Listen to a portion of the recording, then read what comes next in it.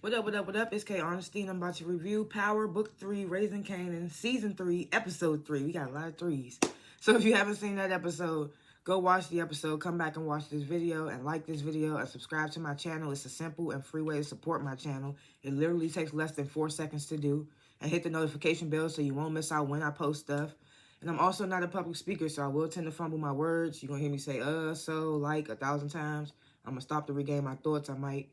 And I'm going to be looking at my notes that I take throughout the show. Anything I say is my opinion. It does not reflect anyone or anything associated with the show. And comment below what you would grade this episode, what you thought of the episode, if I forgot anything, if I was off on anything, all that good stuff. Comment below. I like to grade the episodes before and after my reviews. I'm going to grade this episode. This episode was really, I don't know. These episodes have been starting off slow for me. Killing Sal and Burke didn't really give what I thought it was going to give, but this episode was like super slower to me. C plus, and that's me being nice because I really want to do C minus, but maybe I'll change it as I talk about the show. We'll see. That's why I like to do the grades before and after the reviews. But anyway, last chance if you haven't seen Episode 3 of Season 3 of Power Book 3, Raising Kanan, turn this video off because I'm about to spoil the entire episode. And I don't want to spoil it for people who haven't seen it. Well, I'm going to spoil it, so if you're still watching, that's on you. Let me get a swig of my iced coffee. I left it in the freezer too long. It's a little slushy, but I like it like that. All right. So the first scene starts with, excuse me. The first scene starts with, I feel like that little girl and that little man. I told y'all niggas, but I feel like everybody's saying this coming. But I thought it was going to happen last episode. So Ronnie, he catches that bouncer that was talking shit to him. He catches him outside, beats his ass, steals his money off of him. And I was just like, I knew this nigga was going to get him. I just thought it was going to be the last episode. I said Ronnie going to end up killing this nigga before the episode ended. That's what I said in my last review. But nah, this nigga caught him on the next episode.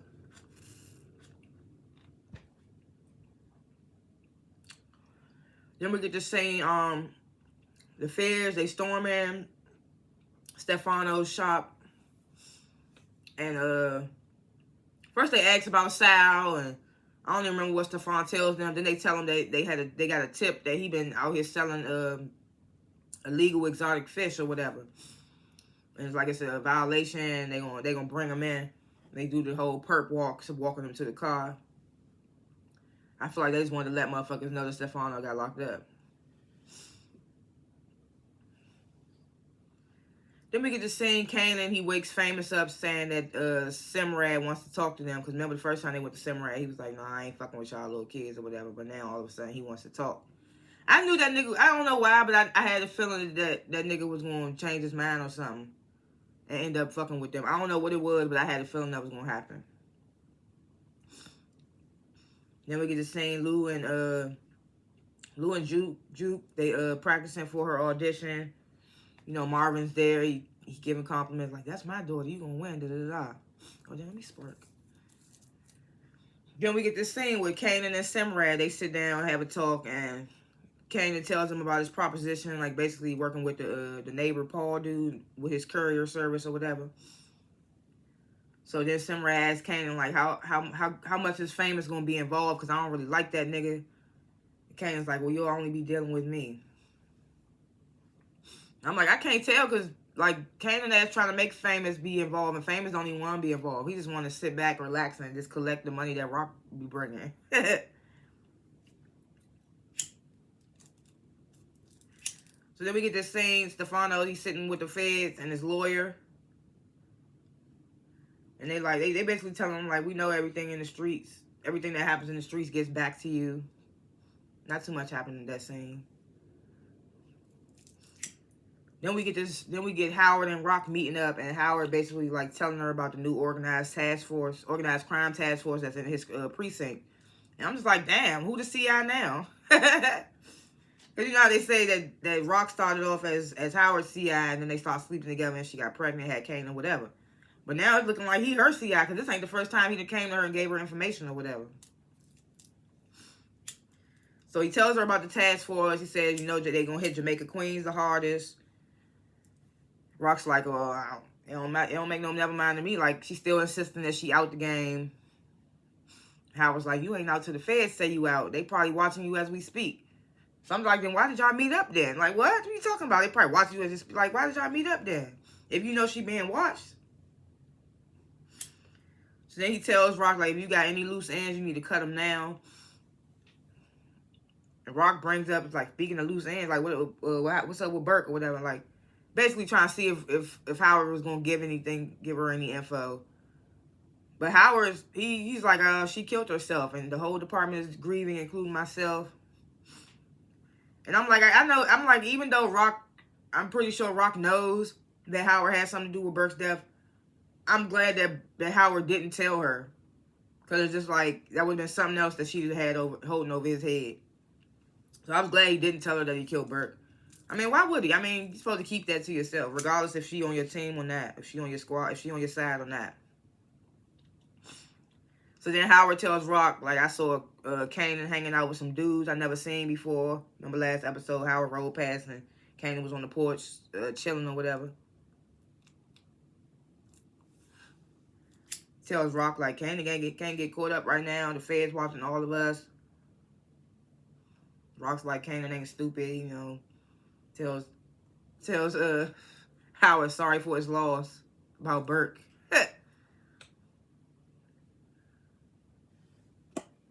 So after hearing all of that, Rock, she immediately goes to Famous's house. And Famous is there by herself. So she asking him, like, who has Kanan been hanging out with in these streets or whatever? Sees the map spread out all over they table. And she's like, what are these for? Famous makes up some lie. I don't even remember what he says. Then Rock, she pulls out a stack of cash. Tells him it's for him and Kanan. And that if they need anything, for him to call her.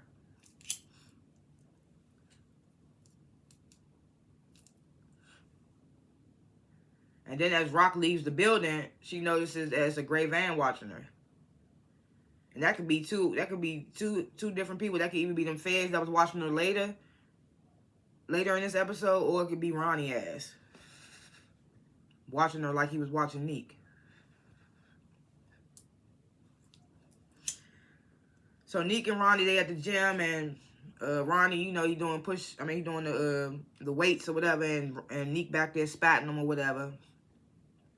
And Ronnie's like, well, why we not running it up? Why we not making no money right now? Whatever. So Neek's like, I'm still handling some things. It's gonna take a little minute. You know, Ronnie ain't like to hear that. So he like, but meanwhile, Rock out here eating. So Neek's like, well, not for long. He tells Ronnie that Rock's out the game. She retired, whatever you want to call it. So Ronnie's like, man, we should have took Rock out back in the day. It's never too late. I was like, oh, shit, this nigga is starting to become a problem. But I feel like the BM was just annoying. So Rock, she stops by Marvin's place to give the gift to Juke a necklace for her performance. And also to see also to see what she know about Kanan and his new friends or whatever. So she's like, you gonna kill it. She tells Juke, you gonna kill it. I'm so proud of you. They ain't gonna know what hit him. This, that, and the third, giving her compliments, praises, whatever. And she's like, you know what Kanan been getting into? And Juke's like, I ain't talked to Kanan in a while. I've been focused on my performance. For the most part, it seems like Juke don't even really fuck with Kanan like that. In the beginning seasons, they were super close, but now you can see the strain there. They like Kanan going different ways. You could tell Kanan's probably not even gonna be friends with Famous in the future, because Famous ain't for all this hustling shit. He even trying to make make money off music, or like a straight and narrow type hustle. You could tell. And then Jukebox, you see she going her own way, so I can see the strain that's happening between the three of them.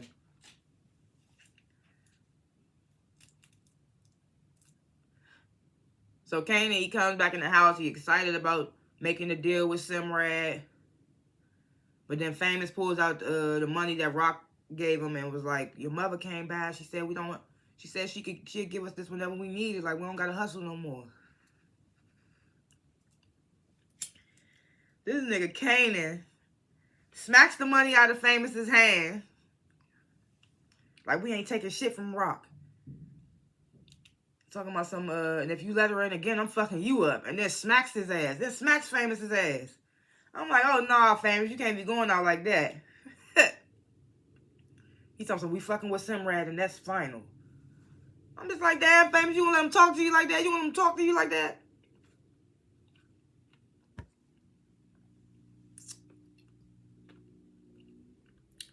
So then we get this scene, of course, last episode, Stefano, Nick was like, lead me to the right direction as far as your partners, who you work with, whatever. So now Nick's sitting down with said partner. I don't know if it's partner or supplier. I'm feeling like it's more of Stefano's supplier. So Nick said something about like I don't run like unlike you, like talking to the dude he's talking to, like I don't run unlike y'all. Said something to that other nature, and the dude says in his language, I'm assuming of some type of Asian, Korean descent. I don't know. He's like, this black guy is cool. I was just like, really? This black guy is cool? So then he starts telling Neek how they run their operation. He says he going to start Neek off with something small and tells him he's going to work out of his cousin's restaurant. And Neek's like, oh, I appreciate that, but I find my own space. And dude like, no, you either going to work out of my cousin's restaurant or there's no deal. And Neek like, why you want me to work there? Dude's like, because my cousin's Chinese and he think he better than everybody. And Neek was like, y'all all come from the same type of background, so what you mean? But all in all, I mean, Neek takes the deal. He ain't got no choice, really.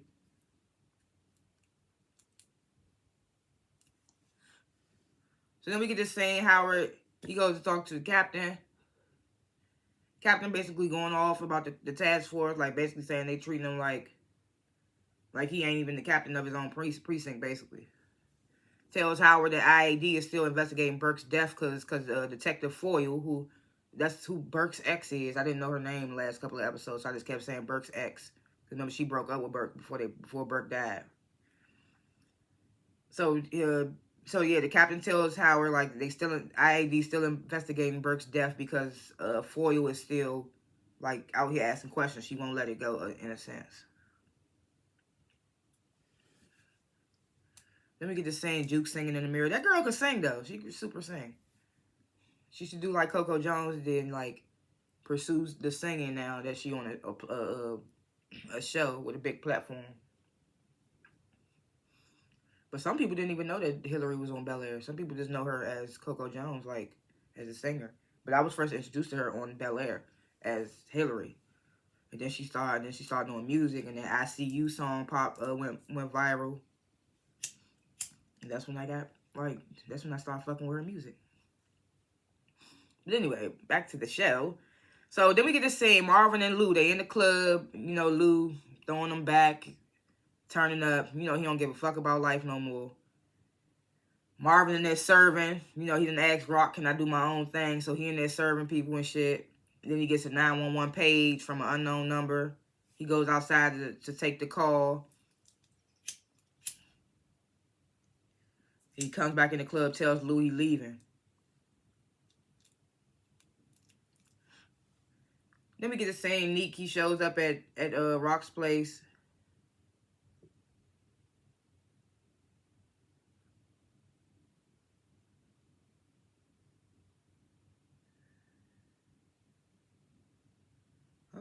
Hold up.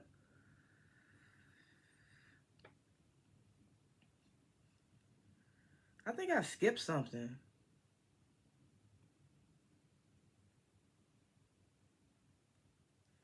I think I skipped something. I ain't even gonna lie, I was dozing off when I was watching this. So, I think I skipped something, but it was a scene where, I don't remember where it was in the show. But basically, Neek's baby mother came home and Ronnie kind of startled her, scared her. And she was like, where's Neek at? And he was like, I don't know. He probably out there sleeping with, he probably got a side piece out there somewhere. I don't feel like that scene was super relevant, but I wanted to bring it up because it don't look like I wrote it down. But anyway, so we get this scene. Neek shows up to Rock's place. You know, they smashed. Two fine people fucking, I can't be mad at it. Just like, they both fine as hell, so I be here for it. I don't care. But I still don't trust Neek. I'm scared that he gonna do something shady to Rock. But Rock ain't no dumb bitch, so I'm pretty sure, like, even when she let him in, she looked outside, make sure she was like, I want to make sure it ain't nothing out there that don't belong.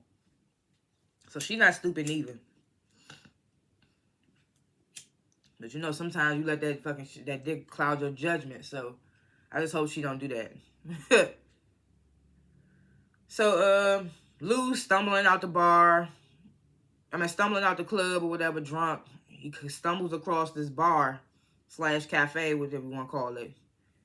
Starts talking to the bartender, who turns out to be the owner of the place, I'm assuming, because she said she'd been running this thing for, I don't remember how long. So he says, and then Lou tells her, like, what drew me in here is the song that was playing. It was written by it was made by my parents. So the bartender starts telling her, oh, yeah, I knew your father. I can't believe, like, such and such as kids just walked in my bar. You know, they had that rapport. So after smashing, Rock and Neek, they land in bed. Rock starts telling Neek that she need a place to clean her money because it's just been sitting in storage. I hope not in that same storage where it was getting eaten up by rats. That hurt my heart when I saw their money getting ate up by rats in season 1 or 2, whichever one season it was. Because I was like, damn. I was sad like it was my money. So hopefully it's not sitting in that same storage. But I was like, Rock, don't get the pillow talking. I don't like that. But I also feel like that was just a scene for them to let us know that why she trying to buy that salon later on in the episode. That's what I think that was about. So then we get this scene. Marvin, he shows up at some sketchy motel. Some sketchy guys there holding some guy that Marvin knows. I'm assuming this guy we have seen him before, but I don't remember him. I'm burnt out. I don't know who this guy Joe is that Marvin went to go save. Apparently these two guys was holding him hostage until somebody came and until Marvin came and paid. So Marvin, he pays the guys off. He takes Joe. I'm trying to think what his badge, the dude Joe badge said something. I thought it was going to give us more of an idea of who he was. I couldn't really tell who that was. I don't know.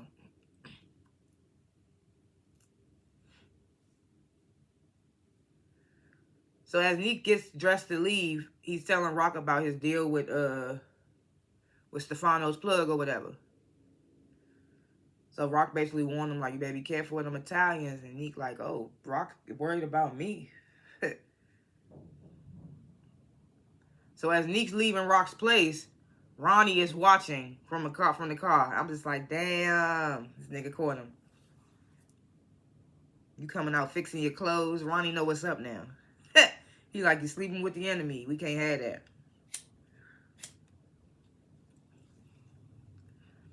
So back at this bar / cafe, or what have you. I told you I'd be fumbling my words. It's a heckler. He in the crowd talking shit about the people on stage that's performing. Lou gets up, tells the heckler, like, have some respect for the performers. The heckler says something smart back. I don't even remember. Lou starts beating the shit out of him. Then we get this scene. This nigga Howard. Why? I feel like he should just leave it alone. I don't know. I guess we'll have to wait and see what this damage does. But Howard, he confronts Foyle, tells her how much he cared for Burke and how much she meant to the department and how they treated her. And how the department treated her, all the, etc. All the basic stuff he been saying to everybody else. So then Foyle tells Howard about what Burke told her before she died. Like, if something happened to me, it's not what it seems or whatever. So Howard's like, so you think it wasn't a suicide? And Foyle's like, I don't know.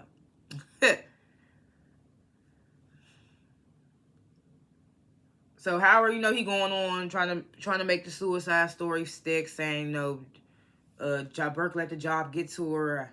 I feel guilty because I should have helped her more. Like, I blame myself, this and the third.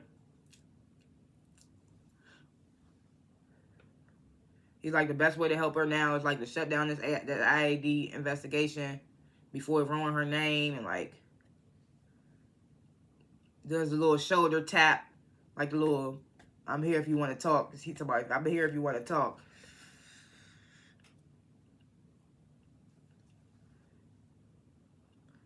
So So we get to seeing this nigga Kanan. He done turned into Paul, the neighbor Paul. He out there giving the routes to the couriers or whatever, sending them on their way.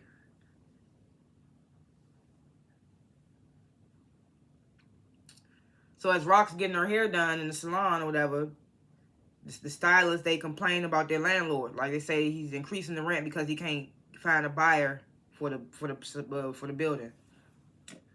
So I'm like, all right, I already know. Rock little mind spinning. I was like, she probably gonna buy the building so she can clean her money. So Marvin and Juke, they arrive to the auditions, and the line long as hell. Juke asking where Lou is because he got her track that she's supposed to sing over. Marvin's telling her he gonna be there, and it's like, no, he ain't. And we just saying Kanan and Famous, they doing the numbers. They like, oh, they realize like we're gonna need more bodies. And possibly more weight, more weed, whatever. So then we get to saying Lou, he done got put in the drunk tank. He in there hallucinating, thinking he's saying D-Wiz, thinking he's saying scrap. So, you know, Lou's demons is fucking with him all this season. You can see it. He emotional. Like that. Like Rock laid into his ass last season. Like, I own you, nigga. Like, that's crazy. The way she came in him like that. So Nikki arrives at the Chinese restaurant. The wife was expecting him to be Italian, and the husband was like, nah, the Italians are hot right now. Basically, that's what he says in a sense. He's like, nah, so it's good that we work with him. They won't suspect anything. And Nika's like, English, what are we talking about here?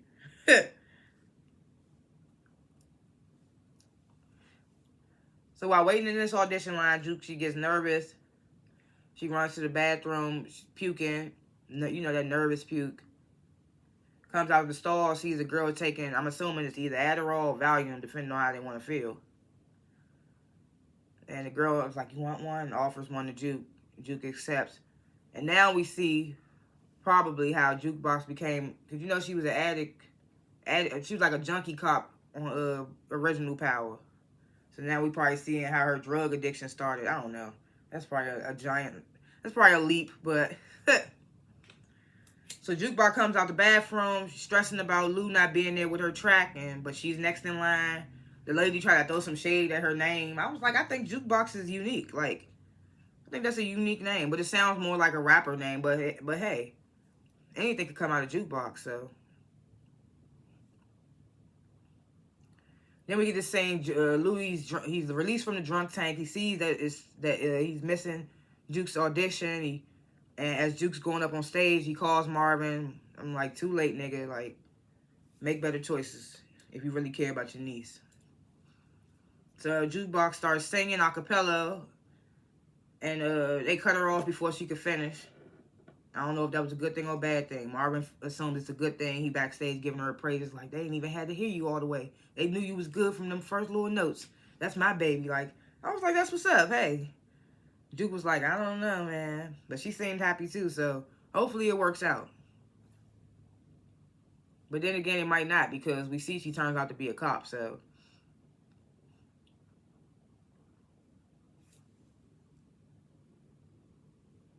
Okay. So we get to see Howard. He's sitting outside a mask. And a Muslim brother comes up to him. Is like, we haven't seen you for a while. You coming in? Howard lies and like, I got a call. Sorry.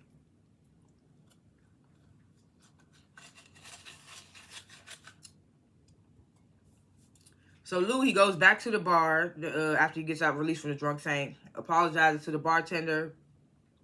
She seemingly accepts or whatnot. The bartender mentions how she saw Lou watching the performers, and Lou's like, well, what's their story? And the bartender's like, I couldn't tell you. Like, we get a lot of amazing artists coming through here. I don't know their story. I just give them opportunity. And Lou's like, that's why they fuck with you. That's because you're giving them an opportunity. He offers his services as far as like promoting and finding artists and things like that.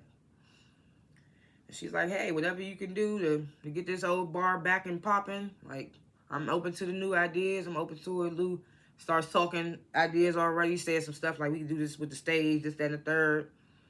And the bartender's like, hey, I'm down for it. Plus, she already feel like she knew his father. So she feel like it's a kind of a connection there. And we see Lou starting to, like, do his own thing without Rock. So, you know that's going to make him happy. So, Rock, she meets with the landlord of the salon. Makes him a non-negotiable, non-refundable motherfucking cash offer. And as she's doing that, the new task force, they surveilling her. I'm like, at this point, she ain't making no money. You ain't gonna catch her with no drugs if she really out. You just might catch her with a lot of money. But once she start cleaning it through that salon, you ain't gonna be able to touch her if she ain't gonna be selling drugs no more, if she claim. Because everybody think Rock not out. They think she just saying that shit. And I think so, too. I ain't gonna lie. So then we get this final scene. Kanan and Famous right outside, geeked up at all the money they making. This nigga Ronnie's watching from a distance. Kanan giving Famous Ronnie's story. Like, oh, that's unique. Wild ass brother just got out. So they both like, oh, let's go in the house. Like, this nigga watching this is weird. And then in that same scene, in 50 Cent's narration, he's like, it's always somebody watching. If you stay in one place, then you're real easy to find. And it's that simple. Either move or die. So it's just like, I don't know. I don't know. Is Ronnie going to try to take out Kanan to get at Rock? Or is he just going to go straight for Rock? And then Kanan and Rock not on good terms, so Kanan can't even tell Rock that Ronnie's out. Because I don't think, because Rock don't know. As far as I know, Rock don't know. I feel like she should know stuff like that. Hopefully Rock or Marvin or somebody find out that he out. Because I know Neek ain't telling him. I mean, if he probably feel like it ain't her business. I mean, like, well, it wasn't brought up in conversation or what have you. But like I said, I still would give it a C+. Not a lot happened, like I said. I mean, we see Lou about to transition on his own. On my own.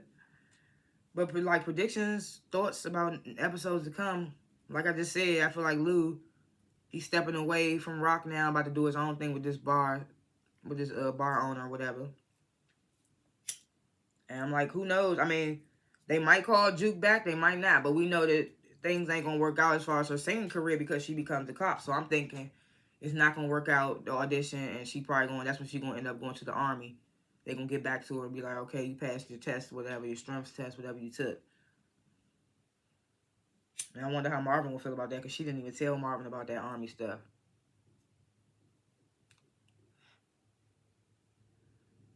And of course, like I said, Rock, she gonna be cleaning her money with that salon. Yeah, she gonna be cleaning her money with that salon. They can't touch her unless there's some drug activity.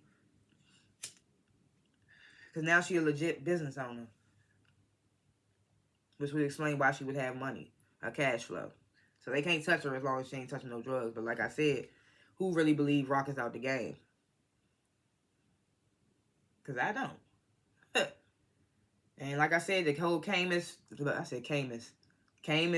now we got to add Juke up in there. But the whole Kanan, Famous, and Juke alliance, well, not alliance, but like their bond, whatever you want to call it, you can see that straining. You could definitely see that straining. And is Foyle going to let it go? I don't think so. Because if somebody tell you if something happened to me, it's not what it seems, and then like, a day or two later, they all of a sudden commit suicide. I don't know. I don't think Foyle going to stop. And I wonder if Howard going to have to take Foyle out. That's going to look too hot. The captain going to start wondering, like, hold up. I told him Foyle didn't let go. But Foyle has been still pressing IAD, according to the captain, so. But those are my little thoughts, predictions, what have you not, of next episodes to come. Thanks for watching this review, and comment below what you would grade the episode, what you thought of the episode, what I talked about, if I forgot anything, if I was off on anything, all that good stuff. Comment below. And like this video, subscribe to my channel, because I don't only review Power, I review other shows as well. And hit the notification bell. I be rhyming. I just be rhyming. Hit the notification bell so you won't miss out when I post. And I'll see y'all in the next review. Peace.